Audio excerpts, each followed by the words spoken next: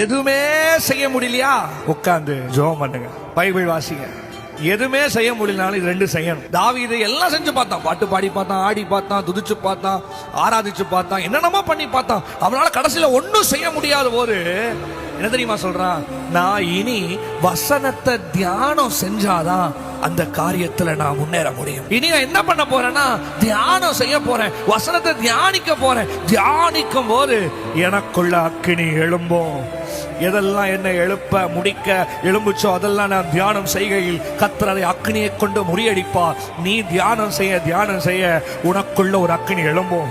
நீங்க கர்த்தருக்காய் பிரகாசிக்கிற ஒரு அக்கினியாய், ஒரு சுடரொளி பட்டயமாய் கர்த்தர் இந்த பாடலை பாடும் பொழுது உன்னை ஒரு அக்கினியாய் கர்த்தர் எழுப்புவார். உன்னை எரிக்க வந்த பிரச்சனைகளை ஆண்டவருடைய வசனம் என்கிற அக்கினி உனக்குள்ள போச்சுன்னா மேல இருக்கிறதெல்லாம் சுருண்டு எரிந்து போகும். நம்புற தேவ பிள்ளை மட்டும் கை உயர்த்தி எங்கூட சேர்ந்து ஹாலே